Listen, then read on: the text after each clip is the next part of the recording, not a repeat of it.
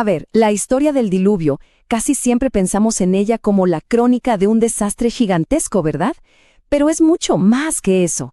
Es una lección profundísima sobre la misericordia, sobre el juicio y sobre todo, sobre lo que significa la obediencia en nuestros días.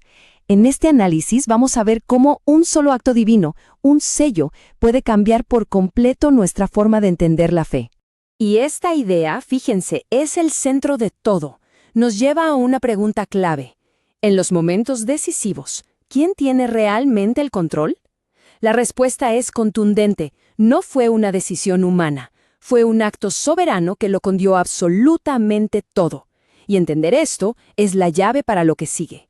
Para entender por qué se cerró esa puerta, primero tenemos que entender cómo era el mundo que se quedó afuera. Y era un mundo que, espiritualmente hablando, se había quedado sin aire. Era como si la creación misma contuviera la respiración por el peso de la corrupción humana. Y la palabra clave aquí, de verdad, es continuamente. No se trataba de errores de vez en cuando o de algunas personas malas. No, las fuentes lo describen como una saturación completa. Cada intención, cada plan, todo estaba inclinado hacia el mal. La conciencia había sido ahogada por el orgullo, por la brutalidad.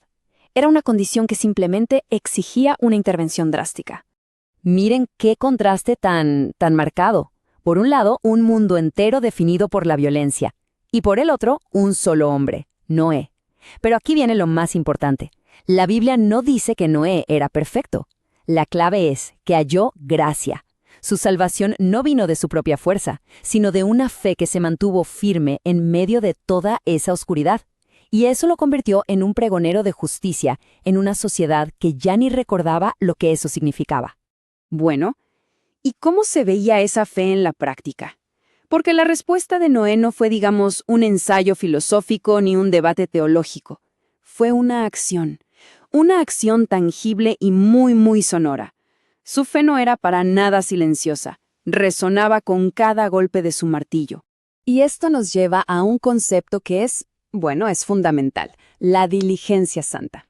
Muchas veces esperamos que la fe mueva montañas de forma espectacular, ¿no? Pero aquí vemos algo distinto. Dios le dio a Noé un plano con medidas exactas, una tarea logística. El sermón más potente de Noé no fueron sus palabras, sino el sonido constante de su trabajo. Era un testimonio diario de que él creía en una lluvia que nadie más podía ni imaginar. Este proceso es genial, porque nos muestra la fe como algo práctico, ¿no? Algo que se puede desglosar. Primero, Noé recibió un diseño y no lo cuestionó. Segundo, lo ejecutó con una fidelidad increíble durante décadas. Y tercero, a través de esa obra, predicó un mensaje mucho más poderoso que cualquier discurso. Nos enseña que la fe es un compromiso activo, de todos los días, paso a paso. Y justo aquí, la historia da un giro, que es fascinante. El arca ya está lista, los animales están dentro, todo está preparado. Pero no llueve. Y lo que viene ahora es, quizá, la prueba de fe más difícil de todas. Esperar. A ver, tratemos de ponernos en esa situación por un momento. 7 días. El sol sale como siempre, afuera la vida sigue normal, la gente se ríe, se burla. Pensemos en lo que eso significa hoy. ¿Qué tan difícil es mantenerse firme en las propias convicciones cuando el mundo no solo las ignora, sino que se burla de ellas?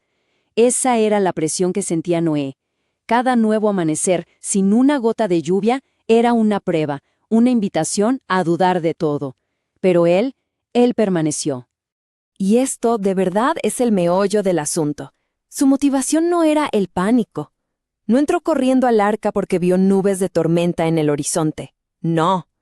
Entró por reverencia, por confianza absoluta en la palabra que había recibido. Su obediencia estaba anclada en la promesa de Dios, no en lo que sus ojos veían.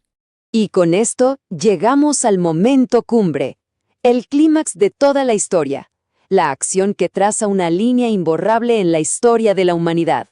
La pregunta es muy directa y nos obliga a hacer una pausa. Después de 100 años de trabajo, de martillazos, de burlas, después de esa semana de espera agónica, ¿quién dio el último paso? ¿Quién realizó el acto final? La respuesta es cortita, pero tiene un peso tremendo. El acto final de cerrar el refugio no estuvo en manos de Noé, fue un acto divino. Dios mismo fue quien selló la única vía de salvación que Él mismo había provisto. Y en ese preciso instante se trazó una línea definitiva. Adentro estaban la misericordia y la seguridad.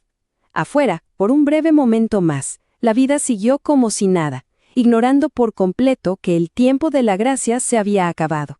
La misma puerta que para los de adentro significó salvación, para los de afuera significó juicio. Ok, entonces, ¿cómo traemos esta historia tan antigua a nuestro día a día? ¿Qué nos dice a nosotros hoy esa puerta sellada?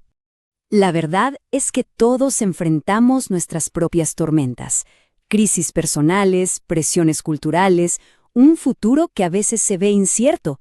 Y esta historia nos obliga a preguntarnos, cuando las aguas empiezan a subir en la vida, ¿cuál es nuestro refugio? ¿A dónde corremos para estar realmente a salvo?